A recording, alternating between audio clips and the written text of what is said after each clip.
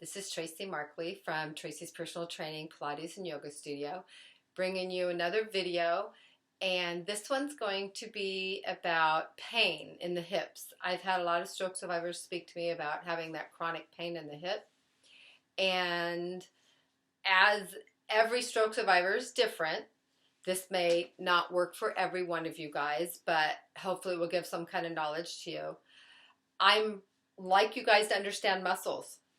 So one of the things for you to understand is and I've said this in other videos as well, look at all this deep core muscle you have right there. In this you have the psoas, the diaphragm, the transverse, some of the back muscles. You got your obliques, you got your whole deep core system in there. If this is weak on the body, it's going to keep you more here. It's going to be harder to stabilize the upper part of your body. And all the muscles, all the job that these muscles do to keep your hips stable, so your glute and limb muscles work better are going to be weak. So if this is weak, your muscles that go through your glutes and your hips, which your glutes is your butt muscles, back in here. I'll show you more in a second. They're going to be trying to do a job of other muscles on top of their muscles, on top of having the effects of your stroke. So when the brain is sending message to the muscles to do a job, and they're trying to get new pathways and make muscles work for movement, but the natural path is to have these particular set of muscles perform a job, but these are weak, or maybe the stroke is affecting them, so you're not connecting to strengthen them yet, or they're just weak. It's going to throw off the connection to all the muscles that help the hip. Let me rephrase that. So for instance, you have your big glute muscle, and underneath, so if you say like you take off your big glute muscle, the butt muscle, take that off, look at all the muscles in there that are underneath.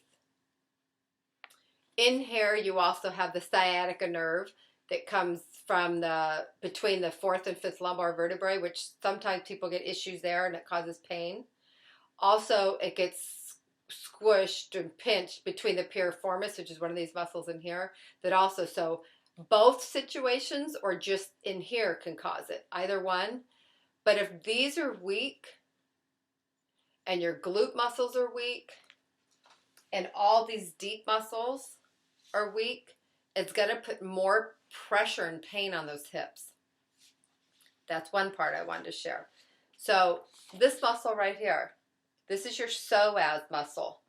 You have the psoas and you have the iliacus.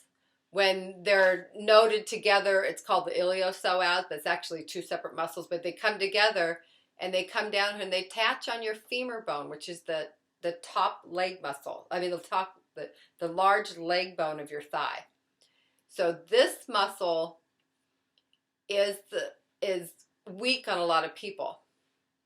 This muscle has to do with hip flexion, like when you go into a squatting position or you lift your knee up towards you, or you're sitting down in a chair. And it works with some other stabilizing and other jobs too, but that's one of the big jobs of this muscle. If this is weak, some of the muscles out here in the hips are going to try to do it, which is going to cause more pain on top of just what the body's going through from the stroke. I hear often, you may not, people retire and they come to me to train and they say, oh, I've been sitting at a desk for 25 years and I have massive back issues. That's because when you sit, this muscle becomes short and tight and it pulls on the lumbar vertebrae and makes things tighter in here. It can affect your knees. It makes you more rounded when you walk. So you don't want your body walking like this. You want it open and long. Some of my clients who's had the pain in their hips, when they're laying flat or stretched out through this area of their body, the pain isn't there so much. So there's a lot of different dynamics that may be going on just in this area of muscles that are being weak. The nerves are just getting the wrong messages from the brain and they're not functioning yet from the stroke. So it's really important to get these muscles lengthened and strengthened. When you guys have to walk in walkers, your folded over or cane, or you're always kind of rounded, that muscle is short and tight. You want to lengthen up your core like I've talked about in the other videos I've had. So I'm going to stick more to this. If you want to know more about the core I've talked about, go to my other videos on my YouTube channel because I've spoken a lot about it. Another picture to help you understand. Here's another picture. You have your diaphragm, the psoas, and your pelvic floor. Again, if these are weak, you're not going to have strong, stable hip muscles and hip joints to work with strength. They're going to be weak and more tired and more fatigued because they're trying to do the job of all these other muscles on top of whatever recovery your body's going through. The psoas muscle, this muscle here, the diaphragm, they work closely together. They kind of, in a way, connect sort of through the nerves in here.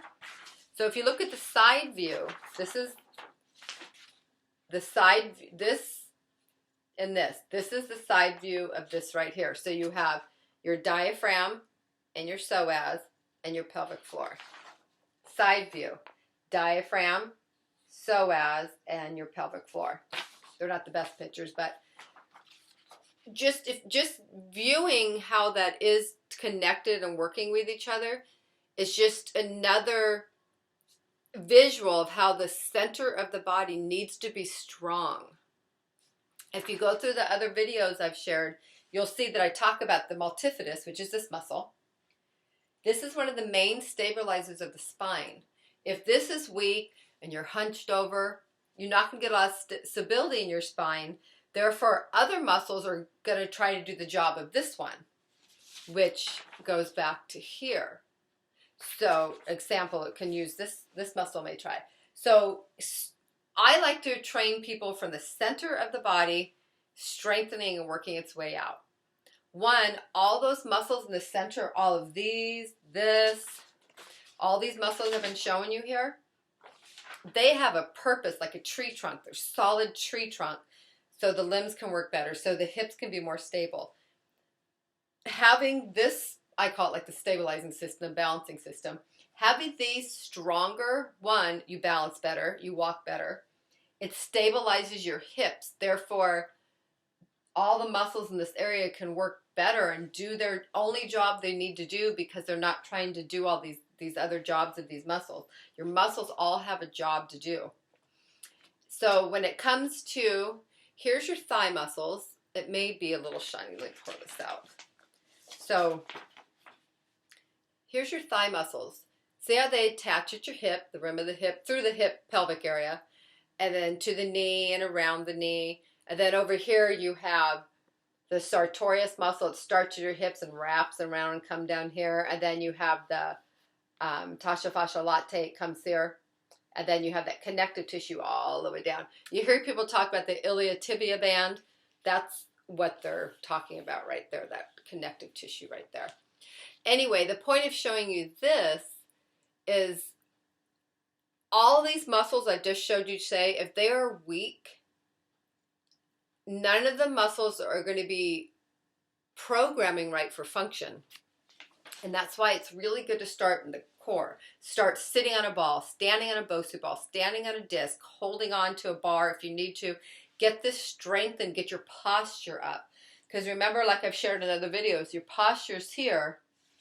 You're now making this short and tight, which is putting more malfunction of movement around your hips and your psoas and your low spine, which is going to bring on pain.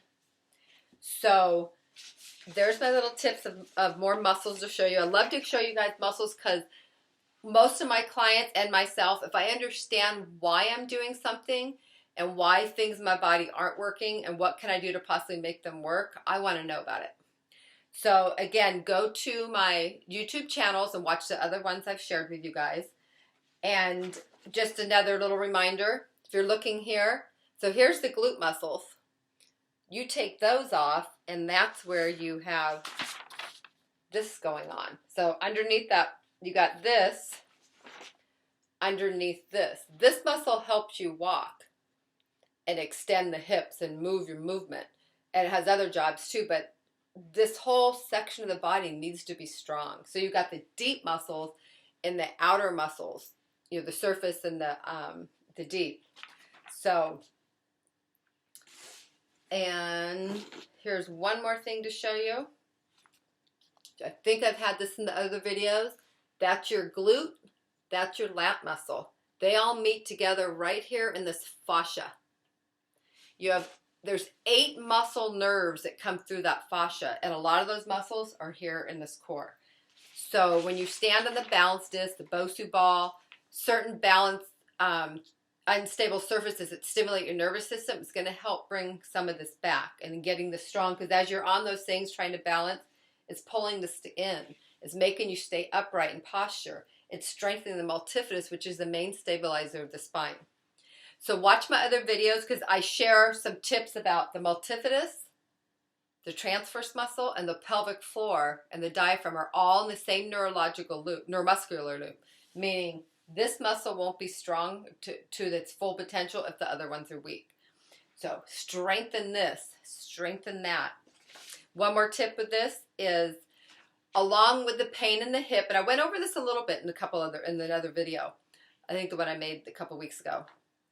So if you look at, this is one of my other stroke survivors I used to train. So I'm hoping this is when I first met him. Look at his posture, and then it keeps getting better.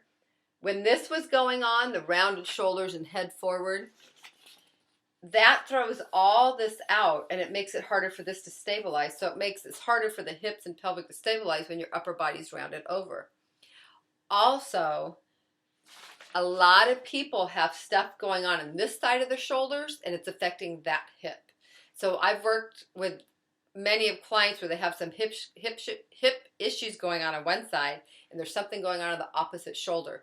So if you look up things on the internet, or study, or read a book, or follow someone who has a lot of education to share with you, check out the fascia lines, the way they wrap. Things that go on here can affect down here. So if you're walking around with your shoulder all tense all the time in your ears, and you're kind of rounded over, it's definitely going to affect your hips and your pelvic and your stability and your balance and how the systems work. It is a scientific fact.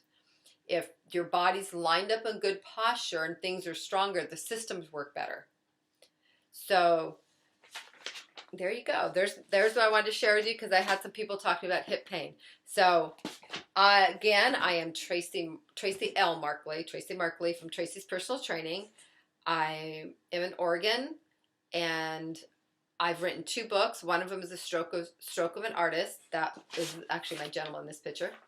It's Stroke of the Artist, the journey of a fitness trainer and stroke survivor. It was an almost 3-year journey of me training a stroke survivor who came into the gym in a walker.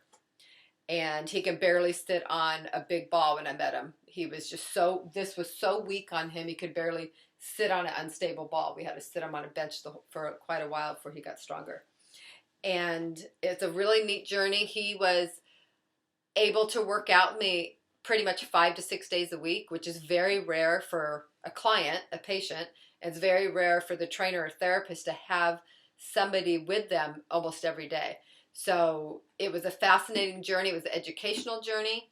He kept telling me, we got to share my story. My story needs to help other people. So we did. And so check out that if you'd like, The Stroke of an Artist. It's on my website. It's at Amazon. And I have 2 different websites. One is just my name.com, tracysmarkley.com, TracyMarkley.com, or tracyspersonaltraining.com. It's all on my YouTube channel. My second book is Tipping Towards Balance, A Fitness Trainer's Guide to Stability and Walking. And that's my dog. Anyway, I did this book because people were asking for a follow-up here with more detailed exercises. And I decided to put it together in a little different way. This other book is more of a story of a journey. This is more factual and little short stories of people, but mostly that's how to use the Bosu ball, how to work with the muscles. And because I did this because I also had people coming to me who kept tripping and falling. They weren't clearing their paths when they walked. several of them were going hiking in the forest here in Oregon where I'm at, and they started tripping on the tree roots because their brain and their feet weren't coordinated to the height of stepping over things. And they started to trip and fall, which is very common with seniors, stroke survivors, people with neurological issues. So again, go to the center of the body. Try to find a trainer, or I train through via Skype or here in Oregon, and find a trainer that understands that system, the real core deep, not just I need a six-pack core, but the functioning core of the body for movement. Because when this gets better, the other thing, the limbs and the drop foot and other places, other recovery areas will start falling into place easier.